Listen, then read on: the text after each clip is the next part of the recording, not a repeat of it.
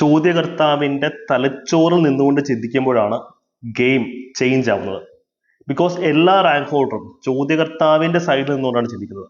അപ്പോൾ അയാൾ ചോദിക്കാൻ പോകുന്ന ചോദ്യങ്ങൾ, വരാൻ പോകുന്ന സിലബസ്, ഇതിനെപ്പറ്റിയൊക്കെ കൃത്യമായ ഒരു അസംഷൻ നമുക്ക് കിട്ടും. സെക്രട്ടേറിയറ്റ് അസിസ്റ്റന്റ് പരീക്ഷയുടെ സ്പെഷ്യൽ ടോപ്പിക്സിന്റെ സിലബസ് ഇതുവരെ വന്നിട്ടില്ല. പക്ഷേ സ്പെഷ്യൽ ടോപ്പിക്സ് ഉണ്ടാവാൻ വളരെയധികം സാധ്യതയുള്ള ഒരു ടോപ്പിക്കാണ് കേരള സെക്രട്ടേറിയറ്റിന്റെ ചരിത്രം, ഹിസ്റ്റോറിക്കൽ ബാക്ക്ഗ്രൗണ്ട്. ഇപ്പൊ നമ്മൾ ജയിലർ പരീക്ഷ നോക്കുകയാണെങ്കിൽ അതിന്റെ സ്പെഷ്യൽ ടോപ്പിക്സ് എന്നുണ്ട് കേരളത്തിലെ ജയിലുകളുടെ ചരിത്രമുണ്ട്. ഇപ്പൊ LSTD പരീക്ഷ, ഞങ്ങളുടെ ക്ലാസ്സിൽ നിന്ന് ധാരാളം ചോദ്യങ്ങൾ വന്നിരുന്നു. ആ പരീക്ഷയിലും കേരളത്തിലെ പഞ്ചായത്ത് രാജ് സിസ്റ്റത്തിന്റെ ചരിത്രത്തിന്റെ പറ്റിയുള്ള ചോദ്യങ്ങൾ ഉണ്ടായിരുന്നു. അതുകൊണ്ട് തന്നെ ഈ പരീക്ഷയിലും സെക്രട്ടേറിയറ്റ് അസിസ്റ്റന്റ് പരീക്ഷയിലും റാങ്ക് മേക്കിംഗ് ആകാൻ പോകുന്ന ഒരു സെക്ഷനാണത്. സിലബസിൽ ഇത് എടുത്ത് പറഞ്ഞാലും ഇല്ലെങ്കിലും ഇവിടെ നിന്നും ചോദ്യങ്ങൾ നമുക്ക് പ്രതീക്ഷിക്കാം. സിലബസിൽ ഈ ഒരു കീവേഡ് അല്ലെങ്കിൽ കേരള സെക്രട്ടേറിയറ്റ് ചരിത്രം ഉണ്ടാവും എന്നാണ് ഞാൻ പ്രതീക്ഷിക്കുന്നത്. സിലബസിൽ എടുത്ത് പറഞ്ഞിട്ടില്ലെങ്കിൽ പോലും നമുക്ക് എന്ത് ചെയ്യാം, ഈ ടോപ്പിക്ക് പഠിക്കാതെ പരീക്ഷയ്ക്ക് പോകരുത്. അപ്പൊ നമ്മൾ നേരെ ടോപ്പിക്കിലേക്ക് പോവുകയാണ്. കേരള സെക്രട്ടേറിയറ്റിന്റെ ചരിത്രം, സെക്രട്ടേറിയറ്റ് അസിസ്റ്റന്റ് പരീക്ഷയ്ക്ക് നമുക്ക് അടിപൊളിയായി പഠിച്ചു തുടങ്ങാം. ഇന്നത്തെ ക്ലാസ് നോട്ട്സ് ഞാൻ എപ്പോഴും പറയുന്നത് പോലെ ടെലിഗ്രാം ചാനലിൽ കൊടുത്തേക്കാം. ടെലിഗ്രാം ചാനലിന്റെ ലിങ്ക് ഞാൻ കമന്റ് സെക്ഷനിൽ പിൻ ചെയ്തിട്ടുണ്ട്. ഡെയിലി അവിടെ ഫ്രീ മോക്ക് ടെസ്റ്റ് ഒക്കെ ഉണ്ട് കേട്ടോ. ഇപ്പൊ ടെലിഗ്രാം കുടുംബാംഗങ്ങളായി അടിപൊളിയായിട്ട് പഠിക്കാം. നമുക്ക് നേരെ നമ്മുടെ ടോപ്പിക്കിലേക്ക് പോവാം. കുറച്ച് അനലറ്റിക്കലായി വേണം ഈ ടോപ്പിക്കിന് നമ്മൾ അപ്രോച്ച് ചെയ്യാൻ. ക്ഷമിക്കണം, ഈ ചെറുതായൊരു പനിയാണ്, അതുകൊണ്ടാണ് സൗണ്ട് ഇങ്ങനെ ഇരിക്കുന്നത്.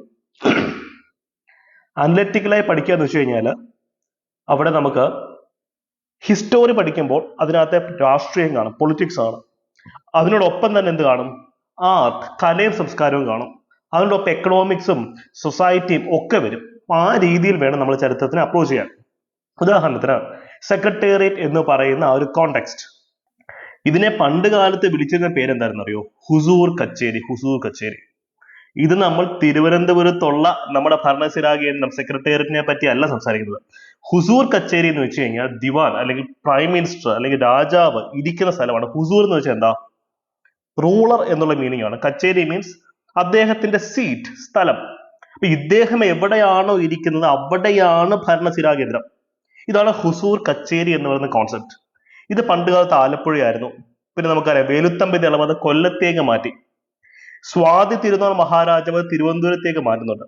ഇങ്ങനെ മാറി മാറി വന്ന ഈ ഹുസൂർ കച്ചേരിയാണ് ഇന്ന് കാണുന്ന സെക്രട്ടേറിയറ്റായി പരിണമിച്ചിരിക്കുന്നത്.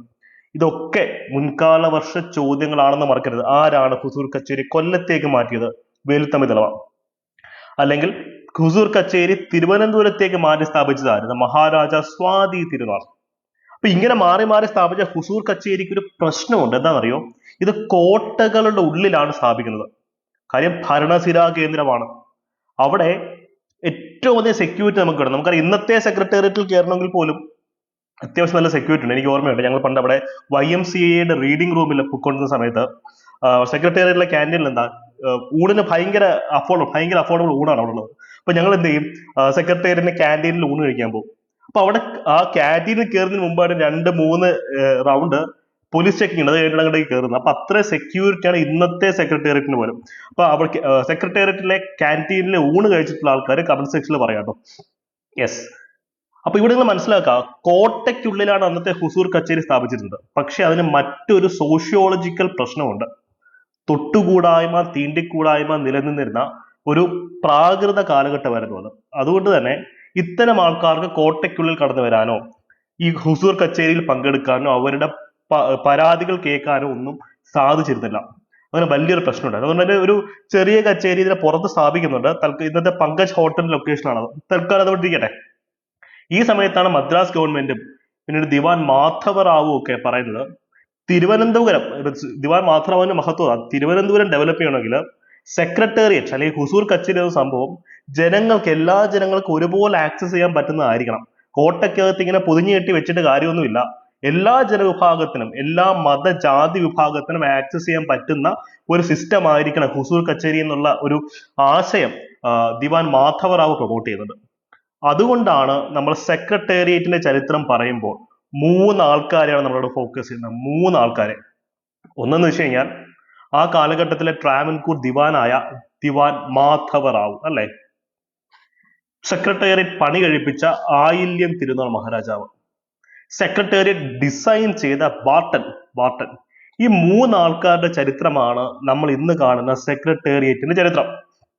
അപ്പോ ഈ ഒരു സിദ്ധാന്തം അനുസരിച്ച്, അതായത് എല്ലാ ജനങ്ങൾക്കും ആക്സസ് ചെയ്യാൻ പറ്റുന്ന ഒരു ഹുസൂർ കച്ചേരി, ആ ഒരു സിദ്ധാന്തം അനുസരിച്ചിട്ട് മാധവറാവു എന്ത് ചെയ്യുമെന്നറിയോ? അന്നത്തെ കാലത്തെ ഈ പ്രമാണിമാരൊക്കെ അതിനെ എതിർത്തു. പക്ഷെ മാധവറാവു ബാർട്ടറെ വിളിച്ചു പറഞ്ഞു, മോനെ വാ, കറക്റ്റ് സ്ഥലം, ഇതിന് പറ്റിയ ഒരു ലൊക്കേഷൻ കണ്ടെത്താൻ പറഞ്ഞു.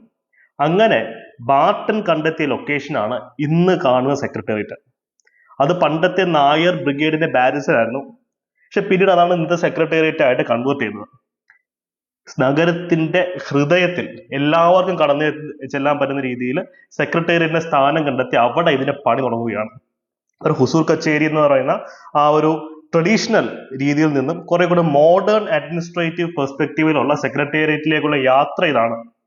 അപ്പൊ ഇവിടെ ആയില്യം തിരുനാൾ മഹാരാജാവാണ് ഇതിന്റെ തറക്കല്ലിടുന്നത്, അല്ലെ? ഇതൊക്കെ PSC ചോദ്യമാണ്. സെക്രട്ടേറിയറ്റിന്റെ തറക്കല്ലിട്ടതല്ല ആയില്യം തിരുനാൾ മഹാരാജാവ്.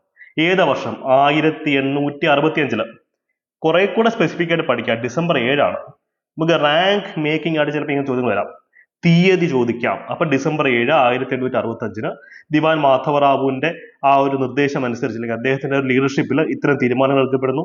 ആയില്യം തിരുനാൾ മഹാരാജാവ് അങ്ങനെ സെക്രട്ടറി, ഇന്ന് കാണുന്ന സെക്രട്ടേറിയറ്റ് മന്ദിരത്തിന് തറക്കല്ലിടുന്നു. കൃത്യം 4 വർഷം 1869 ജൂലൈ 8 ഇതിന്റെ പണി കംപ്ലീറ്റ് ആയിട്ട് പൂർത്തിയാവുകയാണ്. അപ്പൊ 1869 അതിന് മറ്റൊരു പ്രത്യേകത ഉണ്ടല്ലോ. യെസ്, ഗാന്ധിജിയുടെ ജന്മദിനമാണ് എന്നിവിടെ അറിഞ്ഞിരിക്കാം. അത് October 2, ഇത് July 8. നമുക്കിവിടെ റാങ്ക് മേക്കിംഗ് ആയി വരാൻ സാധ്യതയുള്ള ഒരു ചോദ്യം, ഇതിന്റെ ടോട്ടൽ ബഡ്ജറ്റ് എത്രയാണെന്നായിരിക്കും. ഏകദേശം 3 ലക്ഷം രൂപയാണ് ഇതിന്റെ ടോട്ടൽ ബഡ്ജറ്റ് ആയിട്ട് ഗവൺമെന്റ് റെക്കോർഡ്സിൽ പറഞ്ഞിട്ടുള്ളത്. എസ്റ്റിമേറ്റ് ഏകദേശം 1,73,000 രൂപ എന്തുമായിരുന്നു. പക്ഷെ പണി കഴിഞ്ഞ് വന്നപ്പോൾ 3 ലക്ഷം രൂപയായി ടോട്ടൽ ബഡ്ജറ്റ്. ഇപ്പൊ ഇൻഫ്ലേഷൻ ഒന്ന് ആലോചിച്ച് നോക്കിയാൽ, അന്നത്തെ ഇന്ന് അതുപോലെ ഒരു മന്ദിരം പണിയാണെങ്കിൽ 300 കോടി ഉണ്ടെങ്കിലും പറ്റത്തില്ല. പണ്ടത്തെ 3 ലക്ഷമാണ് ഇന്നത്തെ 300 കോടി. അപ്പൊ ആ ഒരു ഇൻഫ്ലേഷൻ പോയ പോക്ക് നിങ്ങൾ അതായത് എക്കണോമിക്സും കൂടെ ഇതിന്റെ കൂടെ ആലോചിച്ച് നോക്കാം. ഓക്കെ, അപ്പൊ അങ്ങനെ നമ്മൾ ഇതിന്റെ ഇതുവരെയുള്ള ചരിത്രം കൃത്യമായി കണ്ടു. ഇവിടെ ആർട്ട് അല്ലെങ്കിൽ ആർക്കിടെക്ചർ, ഈ സെക്രട്ടേറിയറ്റ് മന്ദിരത്തിന്റെ രൂപം കണ്ടോ? ഏകദേശം ഇങ്ങനെ ഇരിക്കുക. ഇത് ഗ്രീക്ക്, റോമൻ അല്ലെങ്കിൽ ഡച്ച് വാസ്തുകലകളുടെ ഭയങ്കര വലിയ സ്വാധീനത്തിന്റെ ഫലമായിട്ടുണ്ടായിട്ടുള്ള ഒരു ആർക്കിടെക്ചർ സ്റ്റൈലാണ്. ഇവിടെ വില്യം ബാർട്ടൺ ആണ് ഇതിന്റെ ആർക്കിടെക്ട് നമ്മൾ കണ്ടു. അപ്പൊ അദ്ദേഹം, ഇപ്പം നമുക്ക് വേൾഡ് ഹിസ്റ്ററിയിൽ ഇല്ലാത്ത ഒരു ടോപ്പിക് ഉണ്ട്, റിനൈസൻസ് എന്ന് പറയുന്നത് നവോത്ഥാനം, യൂറോപ്പിലെ നവോത്ഥാനം. വേൾഡ് ഹിസ്റ്ററിയുടെ സിലബസിൽ ഏറ്റവും ആവശ്യമായിട്ട് വേണ്ട ഒരു ടോപ്പിക് അതായിരുന്നു. പക്ഷെ കേരള PSC അത് ഒഴിവാക്കി. സാരമില്ല, നിങ്ങൾ അറിഞ്ഞിരിക്കുക, യൂറോപ്പിനെ ഇന്ന് കാണുന്ന യൂറോപ്പ് ആക്കിയത് റിനൈസൻസ് ആണ്. ആർട്ട്, ലിറ്ററേച്ചർ, കൾച്ചർ, സയൻസ്, ഇതിലൊക്കെ മഹത്തായ വിപ്ലവങ്ങൾ സൃഷ്ടിച്ച് ഒരു ഇരുണ്ട കാലഘട്ടത്തിൽ നിന്ന് യൂറോപ്പിനെ ലോകത്തിന്റെ നെറുകയിലേക്ക് എത്തിച്ച ഒരു പീരീഡ് ആണ് റിനൈസൻസ് എന്ന് പറയുന്നത്. ഭയങ്കര ഡെവലപ്മെന്റ് ആ ഒരു കാലഘട്ടത്തിൽ വരുന്നത്. പ്ലേഗിനൊക്കെ ശേഷമാണ് സംഭവിക്കുന്നത് കേട്ടോ. അപ്പൊ ആ സമയത്ത് റിനൈസൻസ് കാലഘട്ടത്തിൽ ജീവിച്ചിരുന്ന വളരെ പ്രസിദ്ധനായിട്ടുള്ള ഒരു ആർക്കിടെക്ട് ആണ് പലേഡിയൻ. അപ്പൊ അദ്ദേഹം Roman traditions, Greek traditions, Dutch ട്രഡീഷനിൽ നിന്നൊക്കെ ഒരു ഇൻസ്പിറേഷൻ ഉൾക്കൊണ്ടുകൊണ്ട് സിമട്രി, നമുക്കറിയാം, കൃത്യമായിട്ടുള്ള സിമട്രിയിൽ ഫോക്കസ് ചെയ്തുകൊണ്ട്, അല്ലെങ്കിൽ സ്ട്രക്ചറൽ ഇന്റഗ്രിറ്റിയിൽ ഫോക്കസ് ചെയ്ത് ഈ ബിൽഡിങ്സ് പണിയിരുന്നു. ഗ്രീക്ക്, റോമൻ, ഡച്ച്, യൂറോപ്പ് വാസ്തുകലകളൊക്കെ ഏറ്റവും ഇൻഫ്ലുവൻസ് ചെയ്തിട്ട് കൾച്ചേഴ്സ് അതാണ്. അങ്ങനെ സ്ഥാപിച്ച ഒരു സ്കൂൾ ഓഫ് ആർക്കിടെക്ചർ ആണ് പലേഡിയൻ ആർക്കിടെക്ചർ. ഇവിടെ വില്യം ബാർട്ടൺ എന്ന് പറയുന്ന സെക്രട്ടേറിയറ്റിന്റെ ഡിസൈൻ ചെയ്ത വ്യക്തിയും ഉപയോഗിച്ചത് പലേഡിയൻ ആർക്കിടെക്ചർ. നമ്മൾ ചോദിക്കും, എന്താണ് പലേഡിയൻ ആർക്കിടെക്ചർ? അല്ലെങ്കിൽ കേരള സെക്രട്ടേറിയറ്റ് മന്ദിരത്തിന് ഏതൊക്കെ വാസ്തുകലകളുടെ ഇൻഫ്ലുവൻസ് ഉണ്ട്? റോമൻ ഉണ്ട്, ഗ്രീക്ക് ഉണ്ട്, ഡച്ച് ഉണ്ട്. ഇത് അന്നത്തെ കാലത്ത് വലിയ വിവാദമായതാണ്. കാര്യം കേരളത്തിന്റെ സെക്രട്ടേറിയറ്റ് ആണ്. ഇത് കേരള വാസ്തുശില്പം അല്ലെങ്കിൽ കേരള വാസ്തുകല കൊണ്ട് തന്നെ നിർമ്മിക്കണ്ടേ? എന്നാൽ യൂറോപ്യൻ സ്ട്രക്ചർ ഇവിടെ കോപ്പി അടിച്ചെന്ന് ഒക്കെ പറഞ്ഞാൽ അത് ഭയങ്കര ബഹളം നടന്നതാണ്. പക്ഷെ ഓഫീസ് മന്ദിരങ്ങൾ വേണം, ദർബാർ ഹോൾ വേണം, വരെ കുറെ ഇൻഫ്രാസ്ട്രക്ചർ ഉണ്ട്. അതുകൊണ്ട് ഏറ്റവും സ്യൂട്ടബിൾ ആയിട്ടുള്ളത് ഈ ഒരു സ്ട്രക്ചർ ആണ് തിരിച്ചറിഞ്ഞിട്ടാണ് ഇത് നമ്മൾ യൂസ് ചെയ്യുന്നത്. സോ പലേഡിയൻ ആർക്കിടെക്ചർ എന്ന് പറയുന്ന ഈ ഒരു കോൺസെപ്റ്റ് മറക്കരുത്. ഇനി ഇതിന്റെ കൂടുതൽ പോയിന്റ്സിലേക്ക് നമുക്ക് പോവാം. ഈ സെക്രട്ടേറിയറ്റിന്റെ നിർമ്മാണം, അതിന് നേതൃത്വം നൽകിയ ദിവാൻ ആരാണെന്ന് ചോദിച്ചു കഴിഞ്ഞാൽ നമ്മൾ നേതൃത്വം മാധവറാവു. 3 വ്യക്തികളെ ഈ കോണ്ടെക്സ്റ്റിൽ മറക്കരുത്. ദിവാൻ മാധവറാവു ഉണ്ട്, ദിവാനായിരുന്നു. ആയില്യം തിരുനാൾ മഹാരാജാവ് രാജാവായിരുന്നു. ബാർട്ടൺ ഇതിന്റെ ഡിസൈനറാണ്. ഓക്കെ, അപ്പം നമുക്കറിയാം തിരുവനന്തപുരത്ത് പോയിട്ടുള്ള ആൾക്കാരൊക്കെ സ്റ്റാച്യുവിലാണ് സെക്രട്ടേറിയറ്റ് ഉള്ളതെന്ന് എല്ലാവർക്കും അറിയാം അല്ലേ. ആ സ്ഥലത്തിന്റെ പഴയ പേര് പുത്തൻ ചന്ത എന്നായിരുന്നു. പുത്തൻ ചന്ത. ഇന്ന് നമ്മൾ കണ്ടിട്ടുള്ള ചാല മാർക്കറ്റ് വരെ നീണ്ടു നിൽക്കുന്ന വലിയൊരു മാർക്കറ്റ് ആയിരുന്നു അത്. അവിടെയാണ് സെക്രട്ടേറിയറ്റിന്റെ ബിൽഡിംഗ് പണിയുന്നത്. ഈ പുത്തൻ ചന്ത എങ്ങനെയാ സ്റ്റാച്യു എന്നുള്ള പേരിലേക്ക് മാറിയത്? യെസ്, നിങ്ങൾ എല്ലാവരും ആലോചിച്ചത് കറക്റ്റ് ആണ് അല്ലെ. സ്റ്റാച്യുവിൽ ബസ് ഇറങ്ങിയിട്ടുള്ള ആൾക്കാർ, സ്റ്റാച്യുവിലൂടെ ഒരു വട്ടമെങ്കിലും പോയിട്ടുള്ള ആൾക്കാർക്ക് അറിയാം, സ്റ്റാച്യുവിലുള്ള പ്രതിമ എന്ന് പറയുന്നത് ആരുടെ പ്രതിമയാണ്? ദിവാൻ മാധവറാവുവിന്റെ പ്രതിമയാണ്. അദ്ദേഹത്തിന് ആദ്യത്തെ പ്രതിമ കേരളത്തിൽ സ്ഥാപിക്കുന്ന അവിടെയാണ്. അങ്ങനെയാണ് സ്റ്റാച്യു പ്രതിമ വന്ന സ്ഥലം എന്നുള്ളത് കൊണ്ടാണ് പുത്തൻ ചന്തയുടെ പേര് മാറി മാറി സ്റ്റാച്യു എന്നായത്. അപ്പോൾ PSC ചോദിക്കുക എന്തായിരുന്നു സ്റ്റാച്യു എന്ന സ്ഥലത്തിന്റെ പഴയ പേരെന്ന് ചോദിക്കുകയാണെങ്കിൽ പുത്തൻ ചന്ത എന്നുള്ളതായിരുന്നു ഓർത്തിരിക്കുക. ഈ സെക്രട്ടേറിയറ്റ് വന്നതിന് ശേഷം തിരുവനന്തപുരത്തെ പല സ്ഥലങ്ങളുടെയും പേരിൽ മാറ്റങ്ങൾ വരുന്നുണ്ട്. ഉദാഹരണത്തിന് വില്യം ബാർട്ടൺ, നമ്മുടെ സെക്രട്ടേറിയറ്റിന്റെ ശില്പി, അദ്ദേഹം താമസിച്ച സ്ഥലത്തിനെ പിന്നെ വിളിക്കുന്നത് ബാർട്ടൺ ഹിൽസ് എന്നാണ്. ബാർട്ടൺ ഹിൽസ് അല്ലെ, ബാർട്ടൺ ഹിൽസ്. PSCയുടെ പല എക്സാംസ് അല്ലെങ്കിൽ UPSCയുടെ ഒക്കെ പല എക്സാംസ് നടത്തുന്നത് ബാർട്ടൺ ഹിൽസിൽ വെച്ചിട്ടാണ് അല്ലെ. ലോ കോളേജ് ആ ഒരു ഏരിയയിലൊക്കെ വെച്ചിട്ട് പോലെ നടത്താറുണ്ട്. അപ്പൊ നിങ്ങൾ ഇനി അവിടെ എക്സാം എഴുതാൻ പോകുമ്പോൾ ആലോചിക്കുക ആരാണ് ബാർട്ടൺ എന്നുള്ള കാര്യം ആലോചിക്കുക. സെക്രട്ടേറിയറ്റ് പണികഴിപ്പിച്ച വ്യക്തിയാണ് അദ്ദേഹം. ഈ സെക്രട്ടേറിയറ്റ് പണിയണമെങ്കിൽ നമുക്ക് കല്ലും മണ്ണും ഒക്കെ വേണമല്ലോ. ഇത് ശേഖരിച്ച സ്ഥലത്തിന്റെ പേരാണ് ചെങ്കൽച്ചൂള. തിരുവനന്തപുരം ചെങ്കൽച്ചൂള. തിരുവനന്തപുരം ചെങ്കൽച്ചൂളയിലെ ആൾക്കാരുണ്ടെങ്കിൽ കമന്റ് സെക്ഷനിൽ കമന്റ് ചെയ്യാം. ഓക്കെ. സ്റ്റാച്യുവിന്റെ കേസ് പറയുന്നത് സ്റ്റാച്യു റെസിഡൻഷ്യൽ ഏരിയ എന്നുള്ളത് വലിയ സിറ്റി ആണല്ലോ. യെസ്.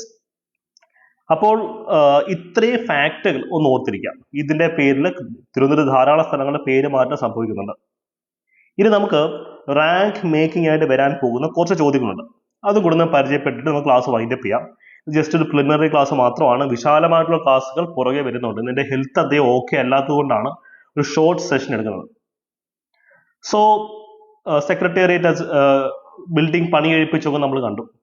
പക്ഷെ പിന്നീട് ഓരോ വർഷം കഴിയുമ്പോഴും പുതിയ പുതിയ ബിൽഡിങ്സ് അവിടെ ആഡ് ചെയ്യപ്പെട്ടുകൊണ്ടിരുന്നു. അതുകൊണ്ടാണ് നമ്മൾ പറയുന്നത് സൗത്ത് ബ്ലോക്ക്, ഏറ്റവും ഫേമസ് ആയിട്ടുള്ള സൗത്ത് ബ്ലോക്ക് കൺസ്ട്രക്ഷൻ പൂർത്തിയാക്കിയത് 1961-ലാണ്. നമ്മുടെ ചീഫ് മിനിസ്റ്ററിന്റെ ഒക്കെ ഓഫീസുള്ള ഏറ്റവും പ്രബലമായിട്ടുള്ള ഏരിയ എന്ന് പറയുന്നത് സെക്രട്ടേറിയറ്റിന്റെ നോർത്ത് ബ്ലോക്ക് ആണ്.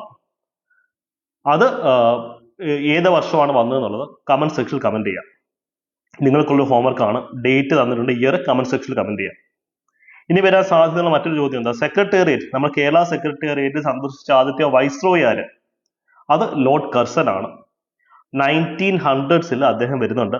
ഇപ്പം നമ്മുടെ സെക്രട്ടേറിയറ്റ് ദർബാർ ഹാളിൽ അദ്ദേഹം വരുന്നുണ്ട്. അതുകൊണ്ട് തന്നെ സെക്രട്ടേറിയറ്റ് സന്ദർശിച്ച ആദ്യ വൈസ്രോയി ആരെന്ന് ചോദിക്കുകയാണെങ്കിൽ അത് ലോർഡ് കർസൻ ആണെന്നുള്ള കാര്യം മറക്കരുത്. അപ്പൊ ഞാനൊരു ഡൗട്ട് ചോദിച്ചോട്ടെ. ഈ വർഷം ലോർഡ് കർസനുമായി റിലേറ്റ് ചെയ്ത് PSC സ്ഥിരമായി ചോദിച്ചുകൊണ്ടിരിക്കുന്ന ചോദ്യം എന്താ? യെസ്, സെക്കൻഡ് ഈഴവ മെമ്മോറിയൽ കർസന് സമർപ്പിച്ച വർഷവും 1900s തന്നെയാണ് അല്ലെ. ആ വർഷം കർസൻ കേരളത്തിൽ വരുമ്പോഴാണ് സെക്കൻഡ് ഈഴവ മെമ്മോറിയൽ സമർപ്പിക്കപ്പെടുന്നു. സെക്രട്ടേറിയറ്റിലെ ദർബാർ ഹാൾ വിസിറ്റ് ചെയ്തതിന് പല പല സംഭവങ്ങൾ സെയിം പീരീഡിൽ നടക്കുന്നത്. ഇനി നിങ്ങൾക്ക് ഇവിടെ കൺഫ്യൂഷൻ വരാൻ സാധ്യതയുള്ള ഒരു ചോദ്യമുണ്ട്. അതായത് സെക്രട്ടേറിയറ്റിന്റെ വളപ്പിനുള്ളിൽ സ്ഥിതി ചെയ്യുന്ന ഒരേ ഒരു പ്രതിമ ഏതെന്ന് ചോദിച്ചു കഴിഞ്ഞാൽ അത് മാധവറാവുവിന്റെ പ്രതിമയല്ല, അത് വേലുത്തമ്പി ദളവയുടെ പ്രതിമയാണ്. അപ്പൊ മാധവറാവുവിന്റെ പ്രതിമയുടെ കാര്യം നമ്മൾ നേരത്തെ പറഞ്ഞല്ലോ. അത് എവിടെ നിൽക്കുന്നത്? അത് സെക്രട്ടേറിയറ്റിന്റെ ഓപ്പോസിറ്റ് ആണ്. അവിടെ സ്ഥലം പോയി കണ്ടിട്ടുള്ള ആൾക്കാർക്ക് അറിയാം. സെക്രട്ടേറിയറ്റിന്റെ ഓപ്പോസിറ്റ് ആയിട്ടാണ് ദിവാൻ മാധവറാവുവിന്റെ പ്രതിമ ഇരിക്കുന്നത്. സെക്രട്ടേറിയറ്റ് പരിസരത്ത് ഗേറ്റിന്റെ പുറത്താണ്. ഗേറ്റിന്റെ ഉള്ളിലുള്ള ഒരേ ഒരു പ്രതിമ എന്ന് പറയുന്നത് വേലുത്തമ്പി ദളവയുടെ പ്രതിമയാണെന്നുള്ള കാര്യം മറക്കരുത്. സോ ഈ ഒരു ഏരിയയിൽ നമുക്ക് ധാരാളം ചോദ്യങ്ങൾ വരും. സെക്രട്ടേറിയറ്റ് അസിസ്റ്റന്റിന്റെ സ്പെഷ്യൽ ടോപ്പിക്സ് ഇപ്പം തന്നെ പഠിച്ചു തുടങ്ങാം. ഞാൻ ഈ വീഡിയോയുടെ അവസാനം മറ്റൊരു വീഡിയോ പ്ലേസ് ചെയ്യാം. സ്പെഷ്യൽ ടോപ്പിക്സ് അതിന് വരാൻ സാധ്യതയുള്ള ഏരിയ ഏതൊക്കെയാണെന്നുള്ളത് റിസർച്ച് നൽകി അവിടെ കൊടുത്തിട്ടുണ്ട്. അപ്പൊ അത് വെച്ച് തന്നെ പഠിച്ചു തുടങ്ങുക. സ്പെഷ്യൽ ടോപ്പിക്സിലെ നിങ്ങളുടെ പെർഫോമൻസ് ആണ് നിങ്ങളുടെ റാങ്ക് നിശ്ചയിക്കുന്നത്. അപ്പം ബാക്കിയുള്ള ടോപ്പിക്സ് ഒക്കെ എല്ലാവരും പഠിച്ചു കഴിയും. അപ്പൊ നിങ്ങൾക്ക് ഇതൊരു ഈസി വേയിൽ കൂടെ പഠിക്കണമെന്നുണ്ടെങ്കിൽ ഞങ്ങൾ സ്റ്റാർട്ട് ചെയ്തിട്ടുള്ള അഫോർഡബിൾ സെക്രട്ടേറിയറ്റ് അസിസ്റ്റന്റ് കോഴ്സസിലേക്ക് വരാം. അതിനകത്ത് ഇതൊക്കെ അരച്ച് കറക്കി ഞങ്ങൾ പഠിപ്പിക്കും. ഒരു ക്വാളിറ്റിയിൽ ഒരു കോംപ്രമൈസും ഇല്ലാത്ത രീതി തന്നെ പഠിപ്പിക്കും കേട്ടോ. കമന്റ് സെക്ഷനിൽ പിൻ ചെയ്തിട്ടുള്ള നമ്പറിൽ അല്ലെങ്കിൽ ഈ ഒരു നമ്പറിൽ കോൺടാക്ട് ചെയ്യുകയാണെങ്കിൽ നിങ്ങൾക്ക് കോഴ്സിന്റെ ഫുൾ ഡീറ്റെയിൽസ് കിട്ടുന്നതായിരിക്കും. ഓക്കെ. ഇപ്പൊ സ്പെഷ്യൽ ഓഫേഴ്സും റൺ ചെയ്യുന്നുണ്ട്. അപ്പോൾ ഇത്തരം കൂടുതൽ ക്ലാസ് വേണമെങ്കിൽ നിങ്ങൾ കമന്റ് സെക്ഷനിൽ അത് പറയാം. ടെലിഗ്രാം ഫാമിലി മെമ്പേഴ്സ് ആവുക. ഈ നോട്ട്സ് ഡൗൺലോഡ് ചെയ്ത് മൾട്ടിപ്പിൾ ടൈംസ് റിവിഷൻ നടത്തുക. Okay. All the best. Thank you. By.